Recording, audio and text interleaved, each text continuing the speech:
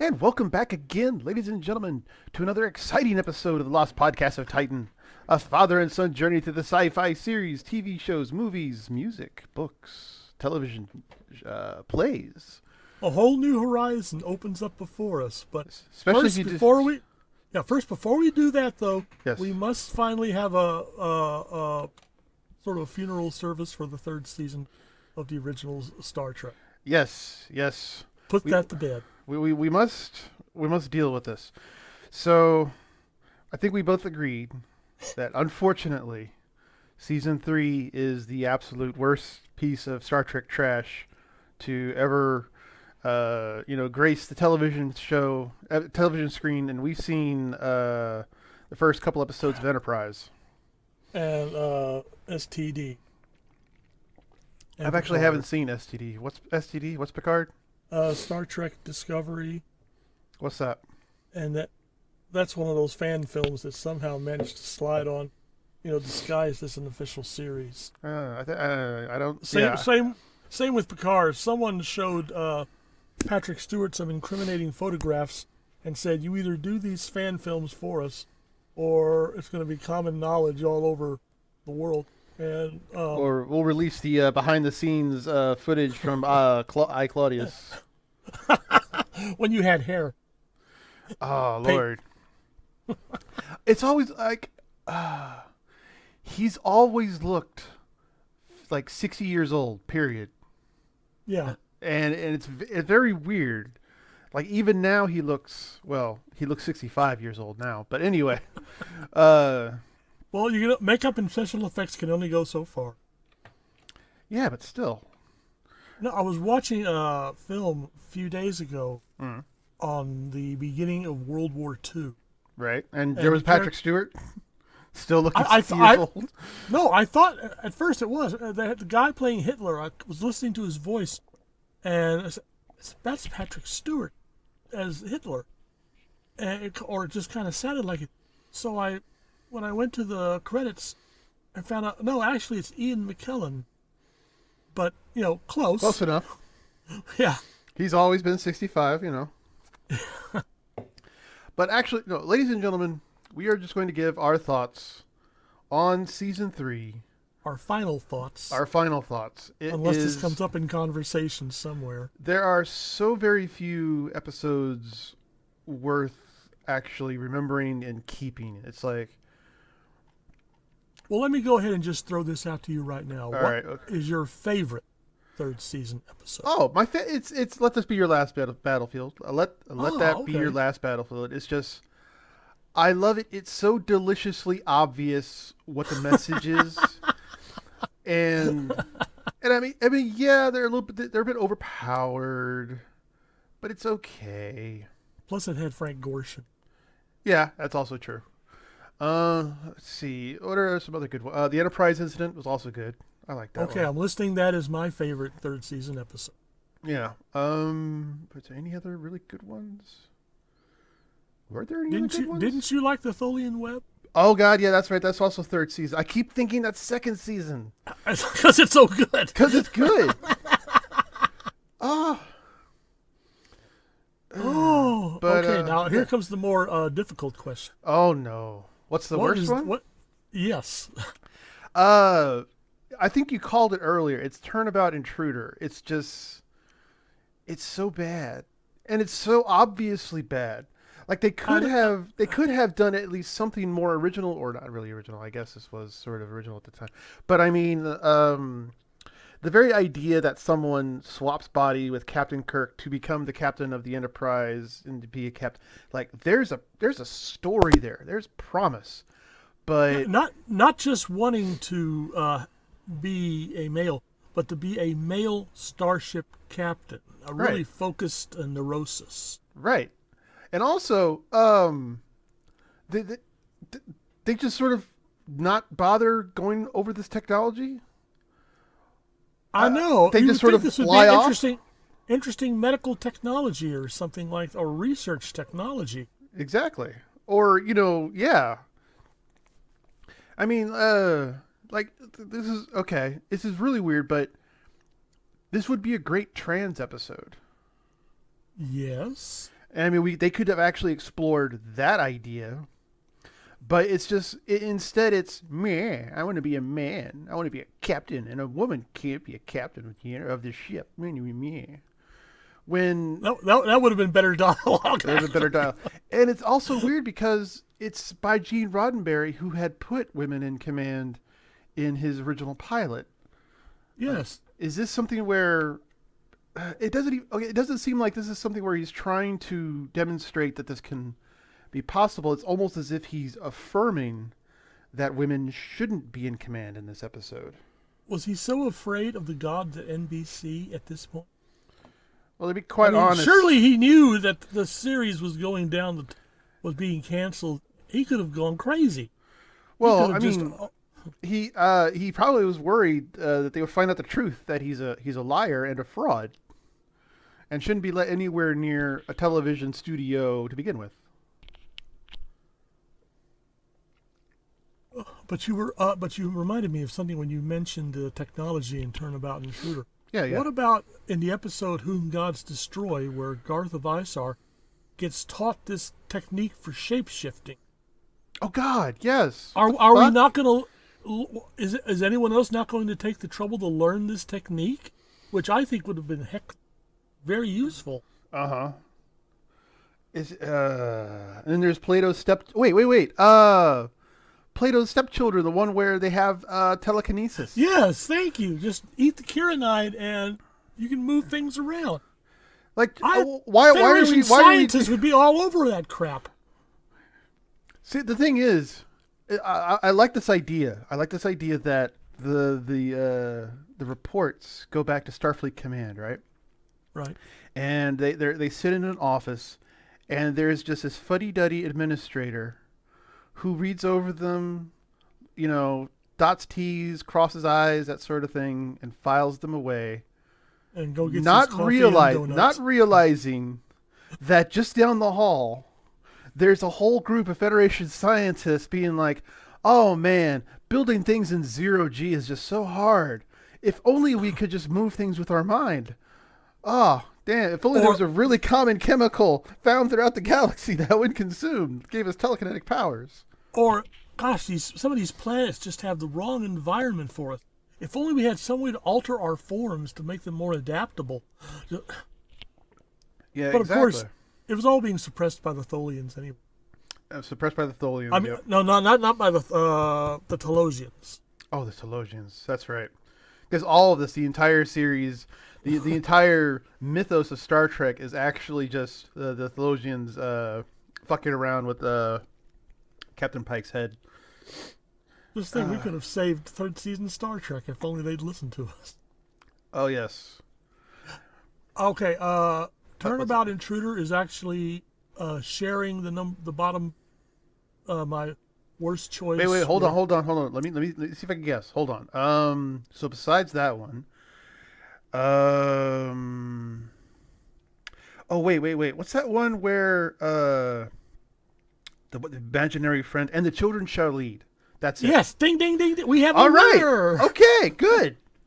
You've been paying attention. I just could. And that was really bad. And I'm a Pamela Ferdin fan from way back, but I just cannot swallow that episode. Mm-hmm. It's just. And there were a lot of competition. And all of these, like, omnipotent, omnipresent, all-powerful alien beings just sort of wandering around and doing stupid shit. Like, they're just going to hang around with some kids and have them kill everybody. Yeah. I mean, and not raise a finger when the Dominion comes invading or during the Klingon War or anything like that. Exactly. Although I wonder if this was where Stephen King got the idea for Children of the Corn. Because, I mean, it's the same story, only it's actually good. Actually, that actually makes sense. It's a far off colony where, or in this case, it's farming town. The parents have been killed by the children with an imaginary friend, and a group of people or a couple in Stephen King's case come to, intercede and I forget. How does the fucking story end in Children of the Corn in the book? Uh, I read the original book, and it didn't end very happily. They're still going to. They're still submitting themselves to the thing that walks between the roads. Which is a very awesome fucking name, by the way. Yes, and I'm glad they didn't try and show on the visual. Oh, you mean in the movie? Yeah. Okay, so you obviously didn't see the sequels. Okay, good. We'll just No, keep it that. We'll no, just keep that. Yeah, I've learned by now. Ah, man. Okay. So also, are we in agreement? Everything Gene Roddenberry touches personally is trash. Is it? Does he have any redeeming uh episodes at all? Okay, as a writer, no. Uh, I feel we should be eternally indebted to him for bringing up the Star Trek franchise in the first place. But the thing is, I don't think he actually did. The more I watch his work, the more I'm thinking like, this motherfucker had lunch one day, and someone, maybe DC Fontana, had a brilliant idea for a wagon train to the stars, and then he just took it and ran with it, and this is what he got. I think I've read enough about Gene Roddenberry's background and such. Uh-huh. I believe he had an original vision, the wagon train to the stars concept, and he had a pretty good, strong opening first, and a good part of second season, but he didn't think far enough, like so many other producers of episodic television. He didn't think far enough ahead. He didn't share the vision, bring in some fresh blood, or he lost sight of his original concept, and it became, not so much character. If it was more character driven, we would have had something, but it was, here we go, next episode of the Kirk Spock Hour, especially Spock. We need to get him laid more often because it's third season. And, Okay. I think his highest triumphs in the Star Trek has to be the Cage, 1 and 2. Or wait, no, the Menagerie, part 1 and 2. And yes. Mudd's Women. Oh, why am I not surprised? Well, I mean, the character of Mudd is just so good. It's just gold. All the untapped potential. I mean, you spend your nights dreaming up Harcourt Fenton Mudd episodes in your head. That's right. Oh yes, Captain. So good to see you. Let's talk about how I can help you get out of this situation. I myself seem to have this slight misunderstanding with the local Federation authorities, which I'm sure you can rectify. What else? Let's see. Did he do anything else? We Gene will be Roddenberry. Oh, Gene Roddenberry. Like he did the Omega Glory.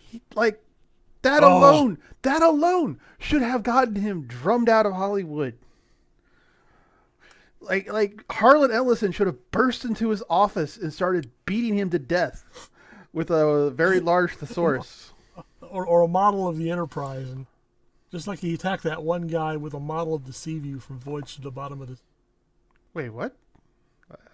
It's a story. It's he was in a conference with some people at ABC television because he did do that one episode for Voyage to the Bottom of the Sea. Something happened, and there was a large model of the submarine Seaview in the conference room, and according to accounts, Ellison just went berserk and grabbed that model and just started swinging around, trying to crush the skull of the producer in question. Yeah, if you watch the Harlan Ellison film, Dreams with Sharp Teeth. Yes, that incident does get mentioned. Oh, I'll have to watch it again then. Okay. Yeah. Really, it's weird though, because I feel with Harlan Ellison, it's like it's easy to get him really angry and upset, But he Well, doesn't. He doesn't really ask for much. He just asks for the recognition that he's the writer and to get paid. mediocrity has always annoyed. I mean, if I say was running a television anthology series or something Yeah. like that, Mm-hmm. and I say, "Wow, I'd really like Harlan Ellison to contribute to this," I would get him, but the absolute last thing I would do was interfere with him. I'd say, "Okay, Harlan, you're here. Go crazy." It's the thing is that he has the issue where he feels the director is beholden completely to the script. Well, in some ways, I agree with him. Which in some ways I agree with him too, but sometimes that's just not possible. Like I remember welcome to our season 3 Star Trek review episode, ladies and gentlemen. I remember this one essay where he was writing. He was talking about how the studios would just never listen or follow his vision, and he was talking about I think it was one of his Jack the Ripper treatments, and he was talking about this shot, and I could see the shot in my head, and it was a gorgeous, beautiful shot, and it set things up. But then a part of me just goes through the logistics, and I'm like, this shot is like alone half the episode budget, period. It's just not going to work. And this little Yiddish motherfucker wants to just demand that this go through, and I'm like, Harlan, baby, honey, no. He didn't like compromise. I've known people like that. Yeah, this is true. But yeah, I'm seeing your point as well, because if Harlan Ellison really wanted to do what he wanted, comment, he could set up his own film company, his own film crew, production crew, everything like that, do the whole thing himself. Mm-hmm. Mm-hmm. That would require money, and then also there's also the what's the phrase? It is the paralyzation of authority, where once everything is your call, your say, suddenly you find yourself unable to make the decision because, it is one thing to make the decision, is another to criticize the decision. So, you have directors throwing us up like Alfred Hitchcock, Stanley Kubrick, Quentin Tarantino, who have that, holy grail of filmmaking. They are filmmakers who have complete control over their creation. Right. You don't think that Harlan Ellison could have achieved that level?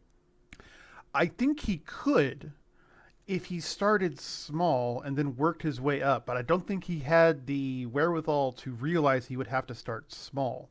Well, he did start small. He's only, and 5 foot.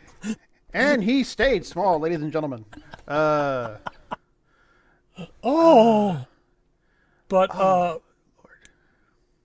Okay, but we were going. I think that Roddenberry should have trusted some of his script writers and his directors.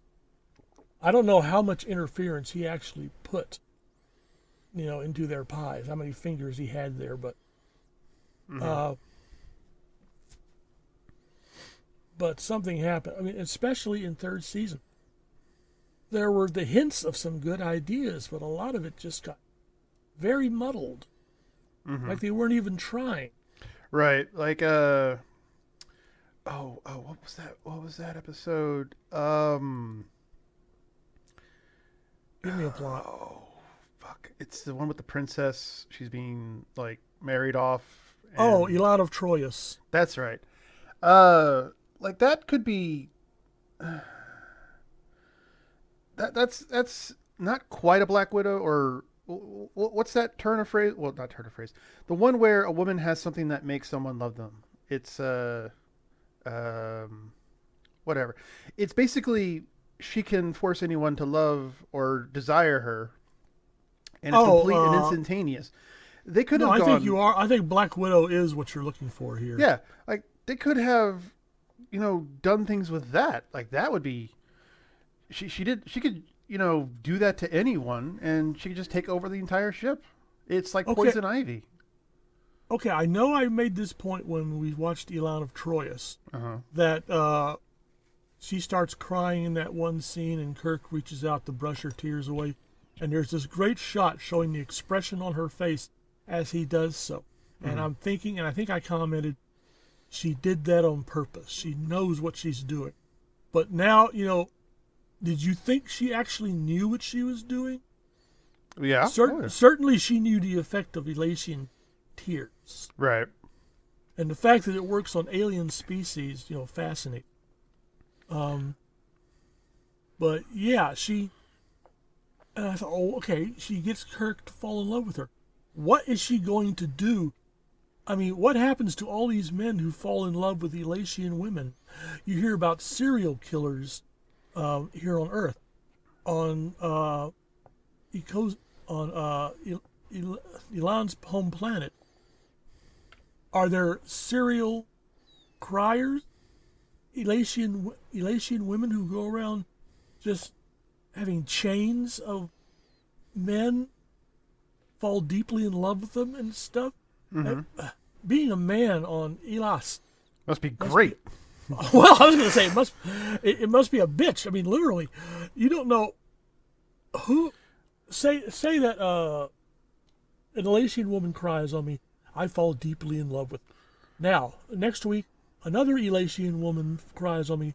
Do I immediately forget the first Elatian woman? Listen, and I'm totally dumb. Listen.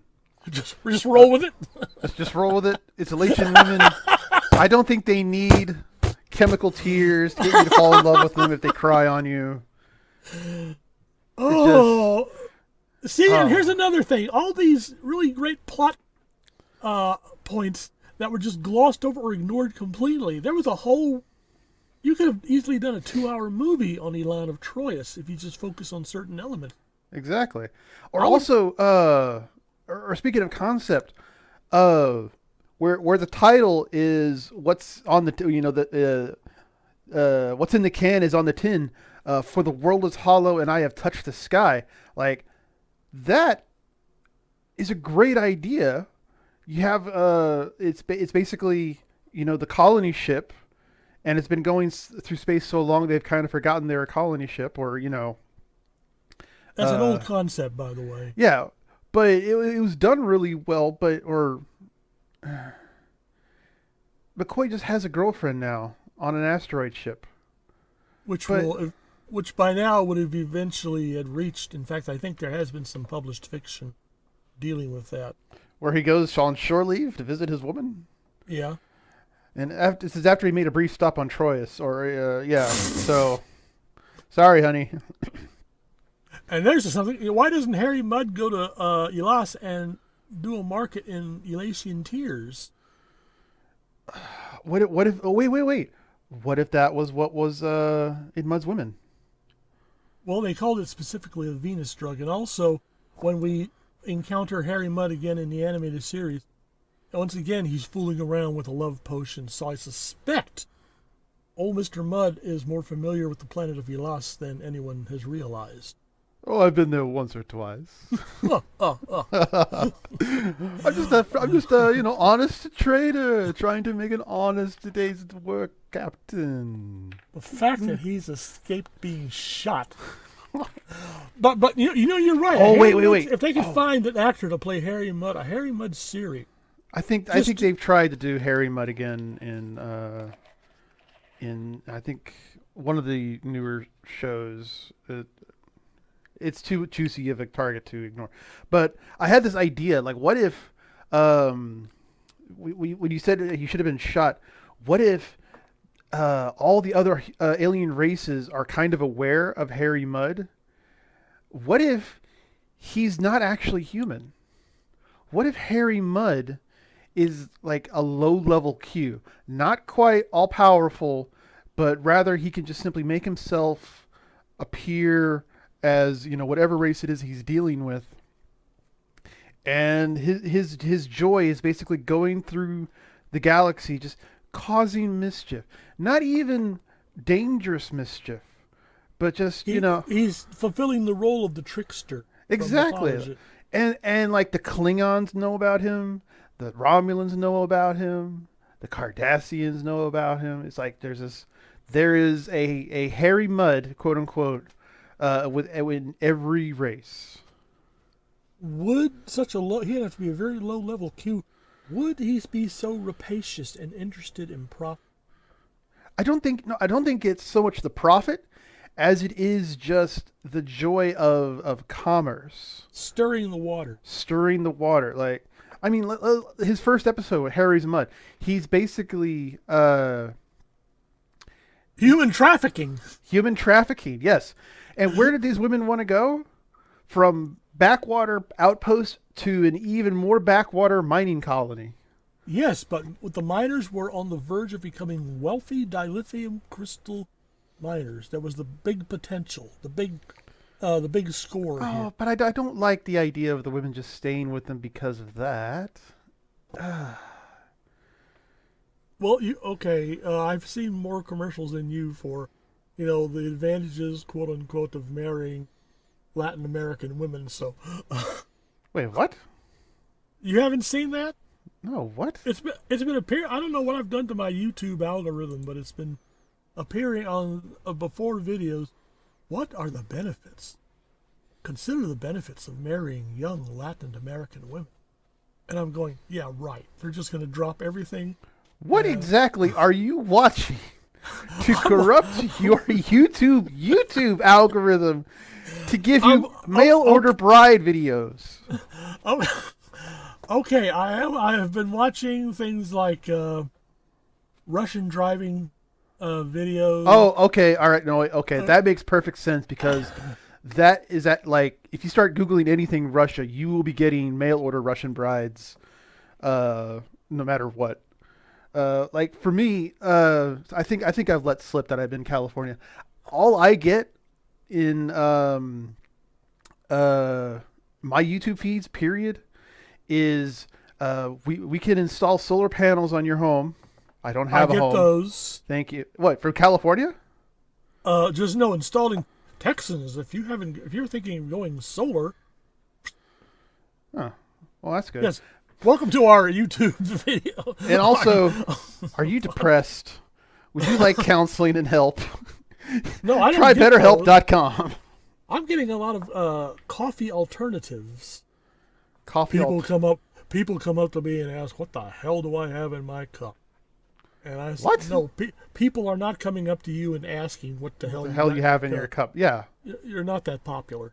No, no one is. Plus, I'm getting a lot of Hulu and Oh, that's natural. yeah. Welcome to our Star Trek discussion. Yeah. So back to season 3. What else do we want to say about season 3? Really?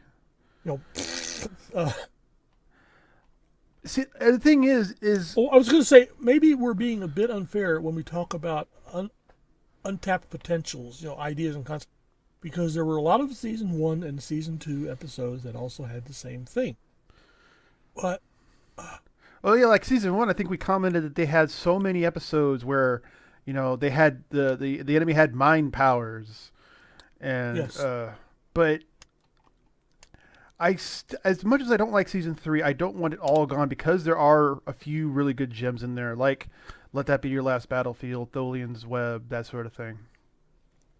You could put together like how they've got next generation collections of next generation episodes dealing with time travel and stuff like that. Mm-hmm. You could potentially put a Star Trek the original series Critics' Choice selection. Yeah. Which would have only 1 or 2 from third season. Unfortunately, yeah. Unfortunately. But I think that sums up season 3. As a whole, the entire Star Trek series, it's still really good. Yes. Thank you. I'm glad you're agreeing to that. I'm glad that I rewatched these because it had been many, many years since I had actually seen a majority of these episodes, and some of them I had no memory of whatsoever. Like, what the fuck is this shit? And I also fully admit that there is a bit of bias, and I understand, and I'm also agreeing that with like The Next Generation, Deep Space Nine, Voyager. They also take a couple of seasons for them just to get their footing and Thank you. get really good. And since Star Trek really only had the 3 seasons, I think a new showrunner and just beat to death some of the bad writers and give love gifts to DC Fontana and Harlan Ellison and get them back in. We could have really had something good, or not really. I mean, like more memorable, like a season 3, a proper gem in the crown of Star Trek. Like I feel Paramount, saw all these letters and they're like, oh God, fucking damn it, fine, give them a check for a third of what we gave them for season 2. Let them fucking figure it out. Get these assholes out of my mailroom. Apparently, not so much money for sets and stuff like that. Yeah, and I mean, I feel the love and devotion that Star Trek hadn't received, because isn't this the first TV series where there was like a write-in campaign to save it? Yes. Yeah, so that they didn't get what they had probably earned, is what I'm trying to say. Like they earned more than just season 3. They earned like at least a good solid season where a majority of the episodes were decent, if not good, and not just unwatchable. Would you say that? I mean, obviously, the Star Trek franchise has survived. Yeah. Would you say that the franchise has improved overall since the original series? It was improving up to the thing is, it's like I like Deep Space Nine. Yeah, but, yes, I was good. Oh, and I like Star Trek: The Next Generation. I feel that The Next Generation as a whole was improving. Like it went a few steps forward, where they kept the idea of the singular contained episodes, and plot, so you can watch all of them by themselves. You don't have to know everything, but they also have an overarching storyline that they sometimes reference, like the Borg come back, the Q, that sort of thing, the Maquis.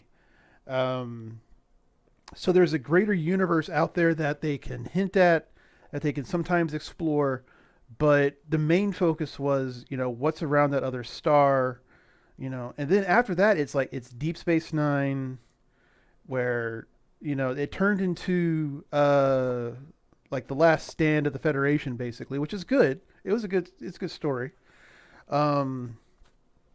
And then you have Voyager, where that wasn't really the point of Voyager. The point of Voyager was just to get home. And then they had Enterprise, and I just watched like 2 or 3 episodes of Enterprise, and then I stopped because that wasn't what I wanted. No, but I was going to say, over the years, I've been realizing that my favorite entry in the Star Trek franchise is Deep Space Nine.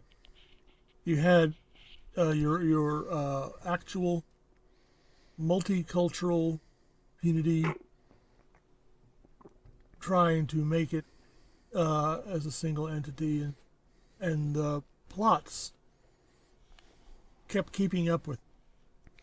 Right, but see, when I look at Deep Space Nine, Yes. I say to myself, this is good, but really, if I want this, I should just watch Babylon 5, which is much better. Okay. Thank you. I was waiting for you to throw that in somewhere. I mean, it was. Yeah. See? Exactly. No argument. I win. Ding, ding. Well, send in your opinions to Yes. lostpodcastoftitan@gmail.com. I would like your opinion. Like, what do you feel is the best Star Trek series? Feel free to email us at lostpodcastoftitan@gmail.com. What is your favorite episode of the original series? What is your worst episode of the original series? Write in defense of Turnabout Intruder and say that we're both blind fools for not seeing the greatest example of writing and acting for television that ever appeared. That's right. William Shatner's finest acting moment. Oh, no, I can point my finger at William Shatner's finest acting moment. Oh, what was it? Okay, it's in The Wrath of Khan. Is this the one where he There, screams Khan? no, God, that's over the top. It's I that loved it. one. That's it. It's that one where, oh, the little Vulcan cutie. What's her name? Savick. Savick. They're stuck on the asteroid supposedly, and Savick comes up and asks Kirk, how did he defeat the no-win scenario? And Kirk explains he, essentially cheated. Yeah. And he says, I don't like to lose. And then he contacts Spock on his communicator, and they apparently had something prearranged, and Spock says, ready to go when you give the word, Captain. Yeah. He Minutes stands instead up, of hours. Hours instead. Yeah. Hours and instead he of stands days. up, says, I don't like to lose. Takes a calm bite out of the apple. And I thought, ooh. and the music backing that scene up was just, everything just came together. And that is so great. It's one of my favorite altogether Star Trek franchise scenes. Okay, because I have a completely different William Shatner finest acting moment scene. Go ahead. It was let me see. And T.J. Hooker. T.J. Hooker. The sad thing is, I got that confused with Magnum PI because I was so young that it didn't occur to me there could be more than one TV show of a police because there's only so many police officers. Listen, don't feel bad. I went through the same thing at a much younger age. So. And I was also confused why Captain Kirk was a cop. Like I thought I thought maybe like this was the backstory or an in between of movie 4 where he just hung around Earth for a while but whatever. Anyway, I was a very stupid child, ladies and gentlemen. He was not that stupid, but yeah. It was the search for Spock, right? And yes. It is Spock's father, Sarek, comes in, basically demands to Ponfar with Kirk to get mind meld, not Ponfar. Oh, whatever. Slash fiction. Anyway. Kirk, it's always been you. But he's basically trying to get his ka or his soul out of Kirk because that's where he assumed Spock's soul would be. And so they do this whole mind meld thing, and Shatner just slower and slower kind of sinks into an emotionless, blank, completely calm. He's letting Sarek do what he needs to do, and Sarek is basically like just sort of exploring the relationship he had with his son. And there's this brilliant moment, a musical sting, where Sarek says, I have been and always will be your friend. And Shatner breaks. Just like snaps. He doesn't break down in complete tears, but he has that one single teardrop go down his cheek. And it just says Spock's name, and the music hits, and like, goddamn. The director, the filmographer, music composer, Shatner, Sarek, all of that. Completely perfect, giving Shatner probably one of the finest moments of his acting career that he has ever had in that 3-second shot. Yeah. That was so good. Might be a bit off. There was a short-lived series. Oh, now we're worried about getting off topic here. Well, continuing the tradition here. Right. Are you familiar with a short-lived series that Shatner did? Tech War? Called the Barbary Coast. What? No. What the fuck is Barbary Coast? It was he co-starred with Doug McClure. This took place in the Old West in San Francisco. Doug McClure runs this bar / casino / whorehouse, and his character lives in there. He's actually a government agent who is a master of the sky. And it didn't last very long. You blinked, you missed it, and I blinked and I pretty much missed all of it. But I was wondering if you'd ever seen. Not that I don't recall any classic Shatner moments, quote unquote. But thinking of classic Shatner moments, you did see his Twilight Zone episode, The Horror at 20,000 feet? Yeah. Yeah. What did you think of his performance in that? That was it's a bit over the top. But I mean, as Shatner, I liked his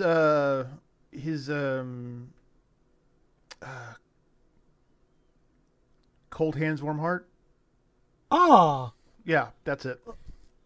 That and one. we're referring to a classic Outer Limits episode for those of you who think that television was only invented in 1990. Oh, our audience is better than that. But no, that story actually affected me more than Terror at 20,000 Feet. It was Ah, like the creepy, that fucking creepy alien through the. It was so sucky stupid. It was just a puppet that they had like woo, right outside the window. but the way they used it. The way they use it, they threw in some smoke, and oh, it was so good. Yeah, I've always loved cheap effects that are handled brilliantly. Exactly. And I am watching the opening credits to the Barbary Coast, and I'm like, this has half a season at best. Well, it didn't even make the as best. Oh, really? How long did it last? Oh, maybe. Hold on, just let me check.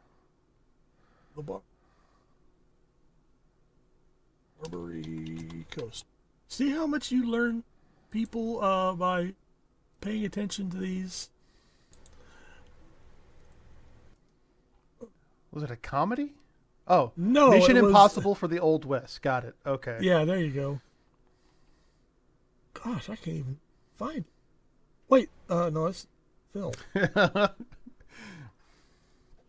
Just do Barbary Coast TV show Wikipedia. Oh, How to made for Google TV, it. made for TV movie that was subsequently turned. Let's see, number of seasons 1, 13 number episodes. of episodes 13. So it's a half Oh. season. Yeah, but did they actually show all 13? Original air date. Yes, they did. Okay. So that's from May 1975 to January 1976.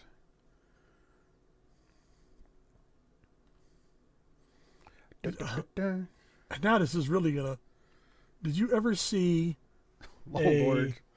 I'm sorry, and this doesn't even feature William Shatner. Oh, there no. Was a 1982 have adventure their name series called QED. Did you ever see that? No, I have not. No. It Sorry, might have been Sam? before my time. I'm sorry. Well, 1982, yeah. Just a bit before your time. No, it starred Sam Waterston as Professor Quentin Everett Deverell, a sort of a cross between Einstein and Sherlock Holmes. He couldn't get people in American universities to accept his wild theories, so he went over to England and started having a lot of adventures. Yeah. I like. But Okay. But you also like Doctor That- Who, so I really can't trust you. listen, That's right. I said it. It needed to be said. I'm throwing these firebombs. Kaboom! Doctor Who sucks. Kaboom! The Weeping Angels aren't scary. Kaboom!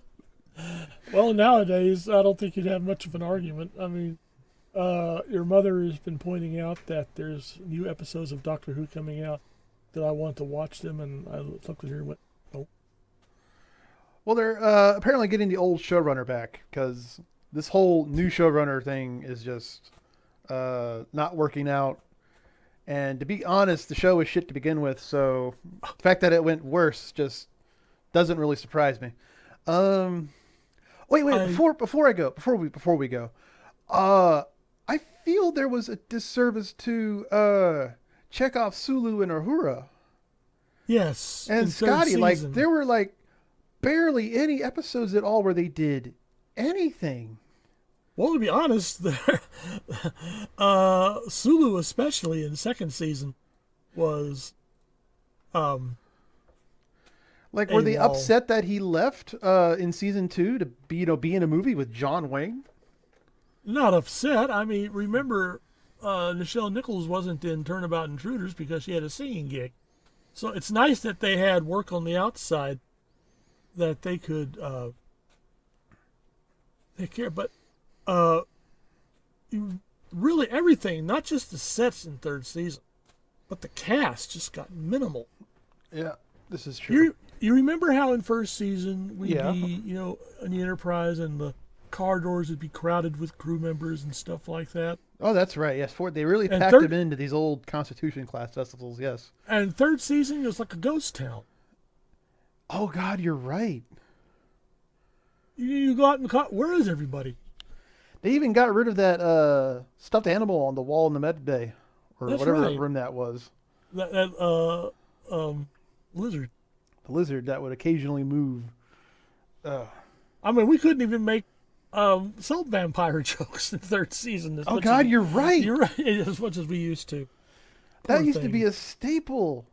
Because, like, the salt vampire just fit in everywhere because there's always, like, this person in the background just doing, normal stuff.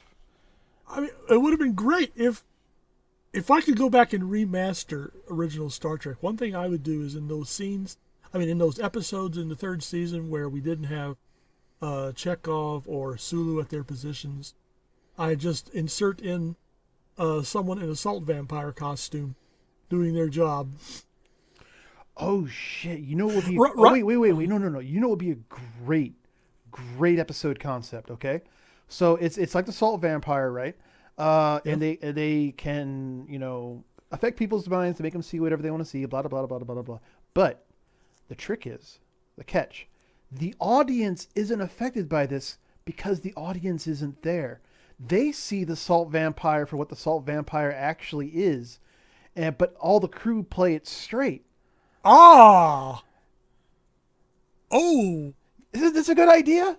People are the audience is going, wait, what the hell is that? What the hell is that? And everyone else on the scene is just acting so natural. Exactly, yes. Oh!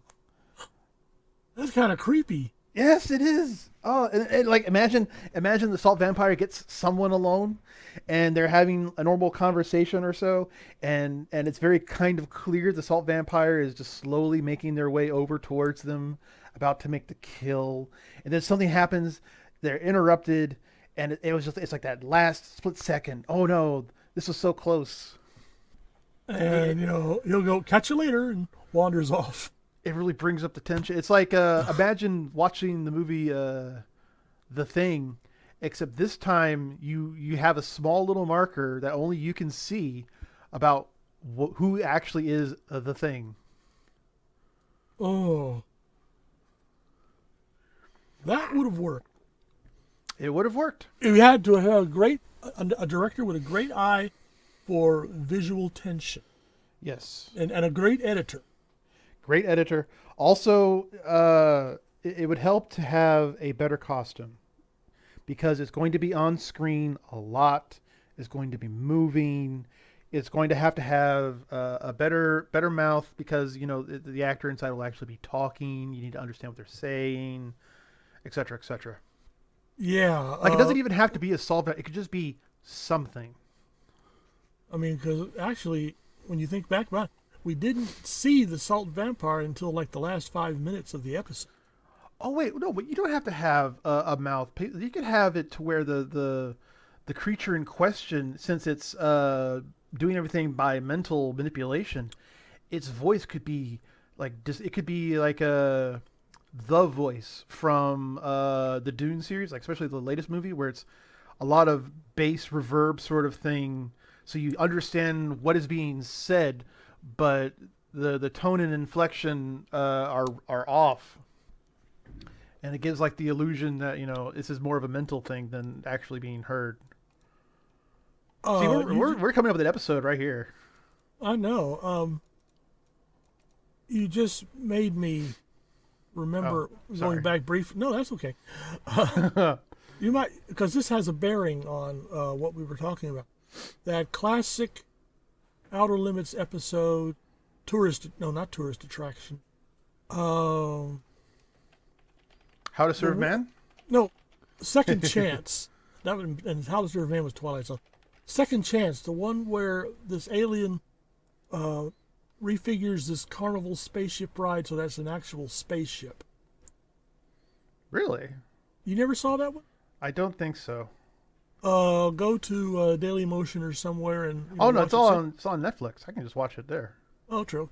Or not Amazon Prime. I was going to say I'm going back to Netflix if I don't know, but he's wanting human passengers for his spaceship, for his own experiments.